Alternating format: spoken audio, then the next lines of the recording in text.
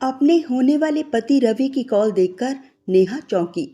Call receive करते ही रवि ने कहा, शाम 5 बजे तैयार रहना, मुझे तुमसे कुछ जरूरी बातें करनी है। मैं खुद लेने आ जाऊंगा। इतना कहकर बिना कुछ और बोले रवि ने फोन काट दिया। कौन सी जरूरी बात करनी होगी, सोचकर नेहा मुस्कुरा पड़ी। अपने कॉलेज की साहसी स्टूडेंट में नेहा का नाम टॉप पर था। शायद इसीलिए रवि का इनवाइट एक्सेप्ट करने में उसे ज्यादा देर नहीं लगी। ठीक 5 बजे रवि की कार का हॉर्न सुनकर नेहा बाहर आ गई। समय की पाबंदी नेहा का गुण था। पीछे से माँ ने कहा भी, अरे घर में तो बुलाती, लेकिन तब तक नेहा बाहर निकल चुकी थी। रवि कार से बाहर निकलकर उसका इंतजार कर रहा था। नीली ब्रांडेड जैकेट व जीन्स में रवि बेहद हैंडसम लग रहा था। हाय कहने के साथ ही कार का दरवाजा खोलकर रवि ने नेहा को अपने साथ की अगली सीट पर बैठा लिया। कार के रवाना होते ही एक अजीब सी पुलक से नेहा अभिभूत हो उठी। फिर भी रवि की असामान्य चुप्पी नेहा को कुछ परेशान कर रही थी। रेस्टोरेंट के एकांत केबिन में पहुंचते ही साहसी नेहा का मन भी धड़कने लगा। रवि ने बेहद शालीनता के साथ कुर्सी आगे खींचकर नेहा के बैठने का इंतजार किया। क्या पसंद करेंगी, कोल्ड या हॉट? रवि ने बैठते हुए पूछा। रवि के प्रश्न पर हल्की सी मुस्कान के साथ नेहा ने कहा, जो आप पसंद करें। रवि गंभीरता से बोला, देखो नेहा, तुमसे कुछ बातें स्पष्ट करनी थी। विश्वास है तुम मेरा मतलब समझ जाओगी। कुछ सवालिया नजरों के साथ नेहा ने जैसे ही रवि की ओर देखा तो वो बोला, माँ तुम्हें अपनी बहू मान चुकी हैं। हर पल तुम्हारी तारीफ करती रहती हैं। तुमने उन्हें पूरी तरह से अपने मोहपाश में बांध लिया है। पर मेरी प्रॉब्लम कुछ और है। मैं कहीं और कमिटेड हूँ। रवि के अंतिम शब्दों ने नेहा को बुरी तरह से चौंका दिया कि ओह, पर खुद को संभालते हुए बोली, तो प्रॉब्लम क्या है? आप वहां शादी करने को आजाद हैं। मैंने तो कोई बंधन नहीं लगाया। फिर शादी का प्रस्ताव भी तो आपकी तरफ से ही आया था, हम तो गए नहीं थे। कहते कहते नेहा का स्वर कुछ हद तक तीखा हो आया था। यही तो प्रॉब्लम है नेहा, मैं माँ का इकलौता बेटा हूँ। बिना जाने माँ की बात मानने का वचन दे बैठा हूँ, और अब अगर वचन तोड़ता हूँ तो माँ घर छोड़कर गांव चली जाएंगी। वहां हमारा एक घर है। उनकी जिद तो तुम मुझसे ज्यादा अच्छी तरह जानती हो। पिताजी के न रहने पर माँ ने तुम्हें भी मेरी तरह इस बंधन को स्वीकार करने के लिए विवश किया था। माँ बता रही थी तुम आजाद जीवन जीना चाहती थी। क्या ये सच नहीं है? रवि की बात की गंभीरता पर नेहा हंस पड़ी। कितनी अजीब बात है। मैं शादी के बंधन में बंधना नहीं चाहती थी, ये आपके लिए खुशी की बात है। रवि पूरे उत्साह से बोला, बिल्कुल यही बात है नेहा, हम दोनों को मजबूर किया गया है ये शादी करने के लिए। अब हालात ये है कि अगर हम शादी करते हैं तो मेरे मन के अलावा मेरा सब कुछ, पत्नी होने के नाते तुम्हारी हर जरूरत का मैं पूरा ध्यान रखूंगा। बदले में तुमसे कोई अपेक्षा नहीं रखूंगा। हाँ, कभी कभी पार्टियों में हमें खुशहाल पति पत्नी होने की सफल एक्टिंग भी करनी होगी। इन सब परेशानियों के बदले मैं तुम्हें हर महीने 40,000 रुपये जेब खर्च के रूप में दूंगा। कहिए, क्या ख्याल है तुम्हारा? बहुत बहुत धन्यवाद। नेहा के स्वर में उत्साह था या व्यंग, रवि ठीक से समझ नहीं सका। धन्यवाद किस लिए? 40,000 की रकम जो आप दे रहे हो, तो क्या उसके लिए थैंक्स भी ना कहूं? फिर ये सब इतने स्पष्ट रूप से जो बताया है आपने, अगर ना बताता तो आपसे नफरत करती। और अब कोशिश करूंगी आपके हालात और नजरिए को समझ सकूं। रवि ने आश्वस्त होकर नेहा की ओर हल्के से मुस्कुराकर देखा, फिर कहा, नेहा तुम सोच लो, तुम भी आजाद विचारों वाली लड़की हो। तुम्हें मैं हर तरह की आजादी दूंगा। हाँ, बदले में अपने लिए भी आजादी चाहूंगा। दो अच्छे दोस्तों की तरह हम साथ रह सकते हैं ना? रवि, आप इतने इंडिपेंडेंट होकर भी अपना मनचाहा पार्टनर नहीं पा सके, ये क्या कम हैरानी की बात है? मैं आपकी माँ से सिफारिश करूंगी, शायद वे मेरी बात मान लें। कहकर नेहा अपनी परिचित मुस्कान के साथ उठने लगी तो रवि तुरंत बोला, नहीं नहीं नेहा, ऐसा अनर्थ ना कर बैठिएगा। माँ का पूजा पाठ, छुआछूत तो तुम जानती ही हो। क्या एक विदेशी, विधर्मी, मांसाहारी को वे इस जीवन में कभी अपना सकेंगी? उनका सपना तोड़कर मौत से पहले ही मैं उन्हें खत्म नहीं कर सकता। कुछ कटु होकर नेहा ने तीखे स्वर में कहा। फिर आप कुछ और साल मैरिज टाल क्यों नहीं देते? मुझसे आप क्या एक्सपेक्ट करते हो? मेरा अपना जीवन है, सपने हैं, मैं आपके लिए सैक्रिफाइस क्यों करूंगी? रवि के उठते ही नेहा रेस्टोरेंट से बाहर निकल आई और मन ही मन में बोली, क्या बेवकूफ़ी है, मैं भला क्यों इनके पक्ष में फैसला दूंगी? क्या समझते हैं ये अपने आप को? नेहा को घर के दरवाजे पर छोड़कर रवि चला गया। पर्स को एक और फेंक नेहा पलंग पर पड़ गई। उसकी कुछ भी सोचने समझने की शक्ति चुक गई थी। पाखंडी कहीं का, इसकी मां के लिए मैं बलि चढ़ जाऊं। पर हर विरोध के बावजूद रवि का आकर्षक व्यक्तित्व बार बार यादों में आकर उसे चिढ़ा जाता। अपने मृत धनी पिता का एकमात्र उत्तराधिकारी, विदेश से सॉफ्टवेयर इंजीनियरिंग की डिग्री प्राप्त रवि का आकर्षण क्या कम था? मध्यम वर्गीय परिवार की नेहा के लिए जब रवि की मां ने प्रस्ताव रखा था तो नेहा के माँ, पिताजी, छोटा भाई सब गर्व और उल्लास से भर गए थे। घर की बेटी इतने बड़े परिवार में जाएगी, इससे बड़ा सुख और क्या हो सकता था? रवि का घर नेहा के घर के एकदम पास था। रवि पढ़ने के लिए विदेश गया हुआ था। इस दौरान ही नेहा का परिवार रवि के घर के पास ही एक फ्लैट में किराए पर रहने आया था। नेहा रवि की मां से काफी घुल मिल गई थी। रवि का बहुत बड़ा बंगला था। 4-5 लोग घर में काम करते थे। इकलौते बेटे के विदेश चले जाने पर रवि की मां अपना सारा स्नेह नेहा पर ही लुटाती थी। हर छोटे बड़े काम के लिए वे नेहा पर ही निर्भर हो गई थी। उस घर की बहू बनने का सपना नेहा ने कभी नहीं देखा था। पर मां के मुंह से रवि की बातें सुनकर नेहा को लगता जैसे वो उसे युगों से जानती हो। रवि की पसंद नापसंद क्या है, ये रवि की मां नेहा को बताया करती थी। नेहा डॉक्टर बनकर गांव में जाना चाहती थी और वहां गरीब लोगों की सेवा करना चाहती थी। पर वो आजीवन शादी ना करने का फैसला रवि की मां के प्रस्ताव और अनुरोध पर ही नहीं ले सकी थी। रवि की मां ने सुझाव दिया था कि वो शहर में ही क्लिनिक खोलकर गरीबों की सेवा कर सकती है। हो सकता है कि वे लोग एक हॉस्पिटल बनवा दें, और ये योजना नेहा को भा गई थी। मगर अब वो क्या करे? छोटा भाई अनुज बार बार उसे छेड़कर हंस रहा था। मां का उत्सुक चेहरा उससे कुछ पूछ रहा था। एक बार नेहा की इच्छा हुई कि अपनी मां को सब कुछ बता दे, पर अपमान से मन तिलमिला उठा। सिर दर्द का बहाना बनाकर वो सारी रात करवटें बदलती रही। कॉलेज के जीवन में नेहा ने हर चुनौती खुशी से स्वीकार की थी, पर यह चुनौती जीवन भर का प्रश्न थी। सुंदर सरल दिखने वाली नेहा के मन की दृढ़ता सब जानते थे, पर अब वही नेहा असमंजस में पड़ गई थी कि वो क्या करे। सुबह 8 बजे रवि को उसे अपना निर्णय देना था। ये निर्णय उसके पक्ष में नहीं होना चाहिए, उसका दम टूटना ही चाहिए। ये सोचते सोचते नेहा न जाने कब सो गई। सुबह अनुज ने झकझोर कर उसे जगाया। दीदी, क्या पूरी रात सपने देखती रही? जीजा जी की माँ आई हैं। हड़बड़ाकर नेहा ने रजाई फेंक दी।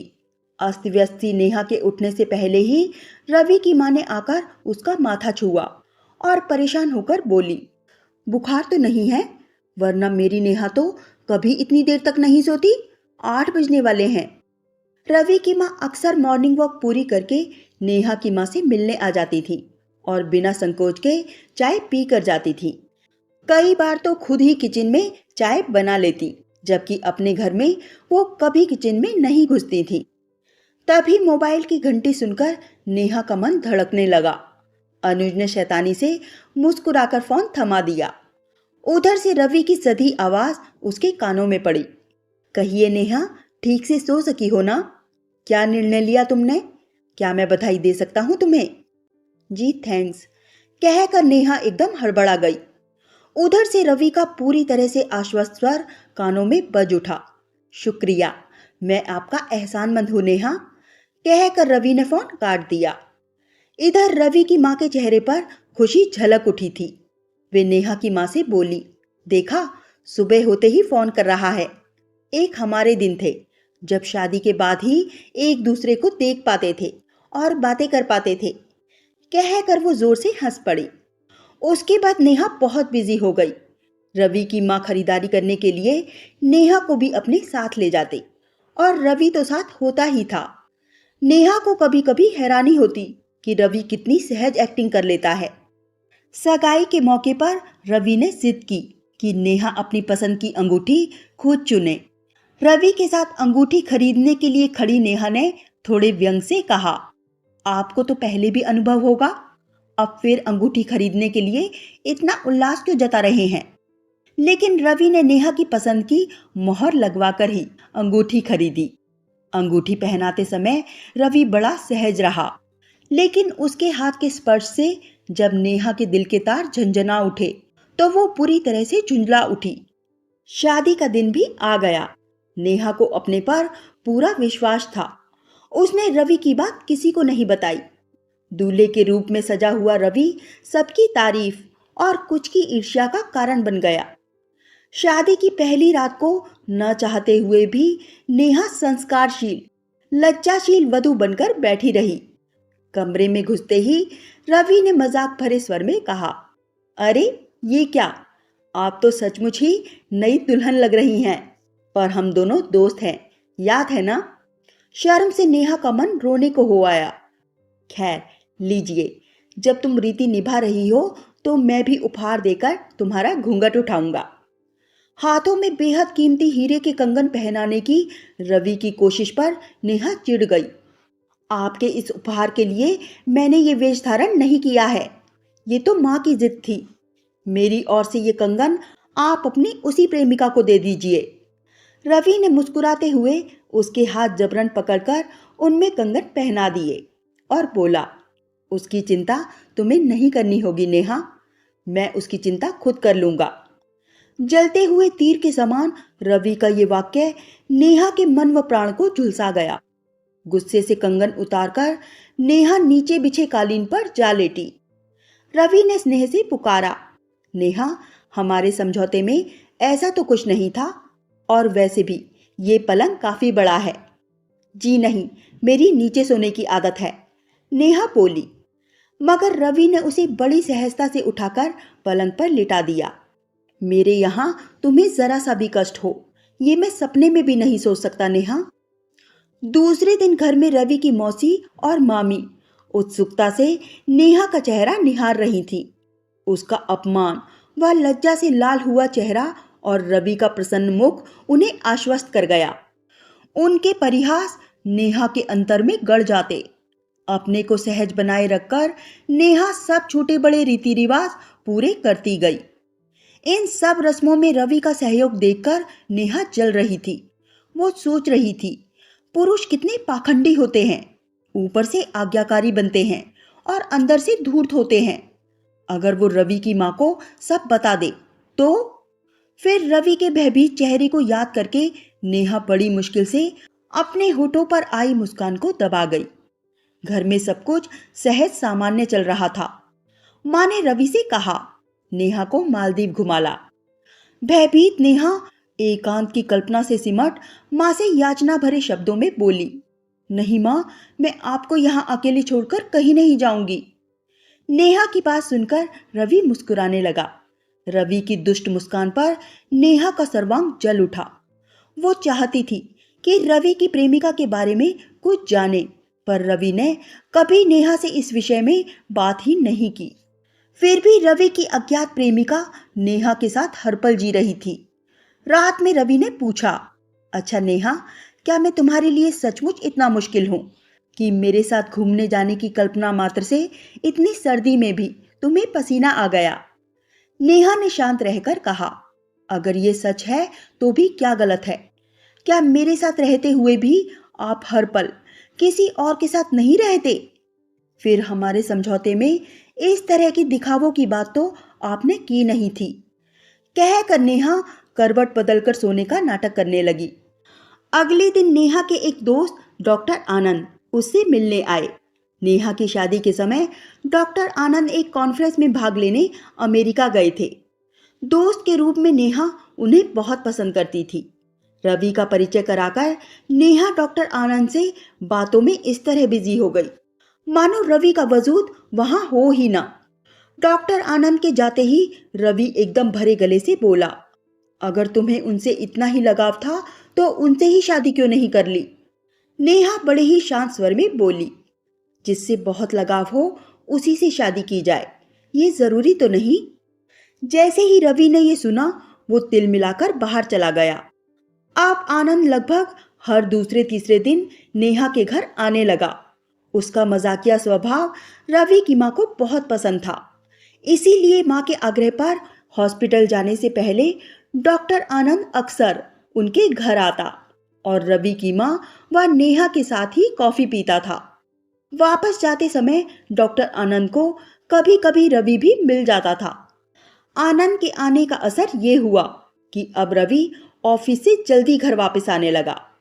उधर नेहा ने हालातों से समझौता कर लिया था। उत्सव समारोहों में नेहा की लोकप्रियता बढ़ती जा रही थी। कभी कभी पार्टियों में अपनी तारीफ करने वालों से घिरी नेहा को खोज पाना भी रवि के लिए मुश्किल हो जाता था। जब डांस पार्टियां होती तो अक्सर नेहा रवि को छोड़कर किसी और के साथ नाचना शुरू कर देती। नेहा की आवाज बहुत मीठी थी। अब तो मानो उसके गीतों में उसका दर्द साकार होने लगा था। एक दिन पार्टी में उसने गाया भी।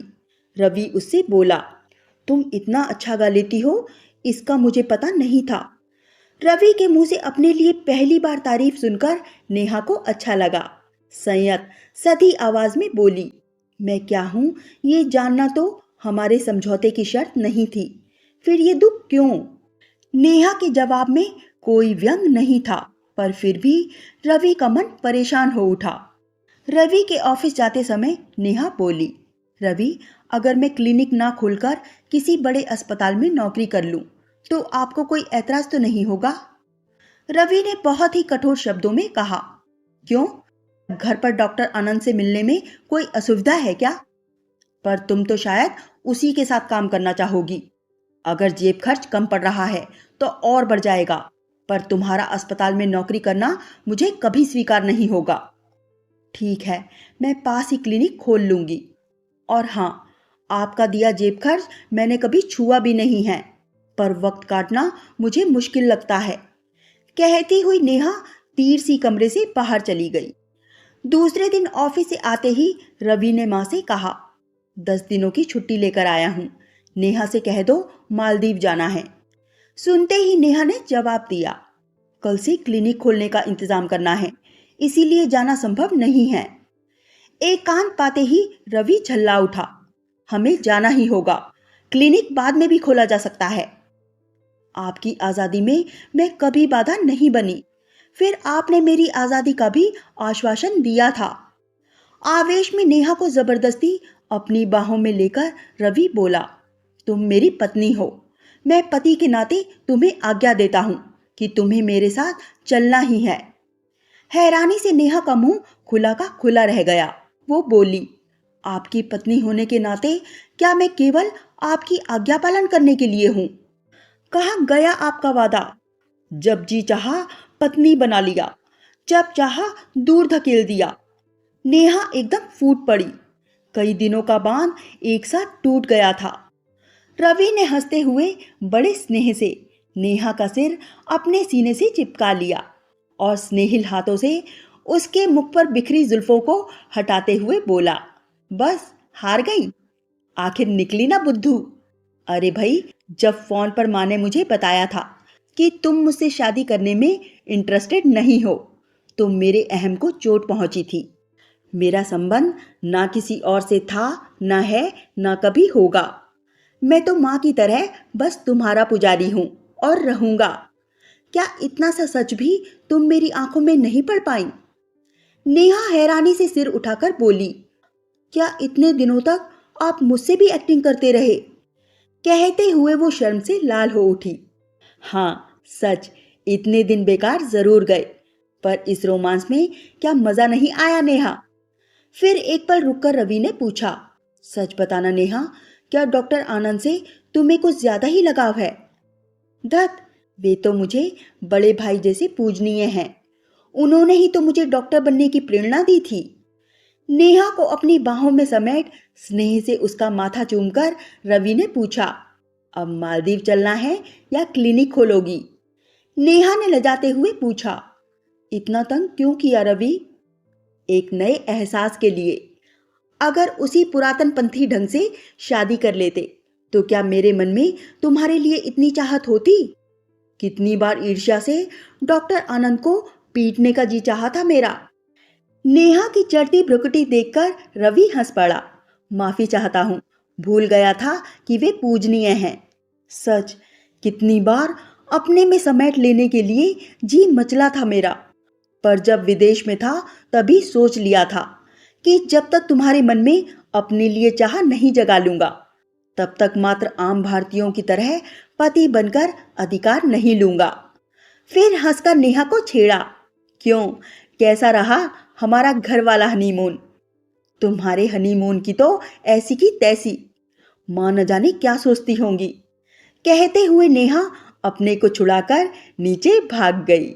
दोस्तों, अगर आपको ये कहानी थोड़ी सी भी अच्छी लगी हो तो लाइक करना मत भूलिए। मिलते हैं एक नई कहानी के साथ। बहुत बहुत धन्यवाद।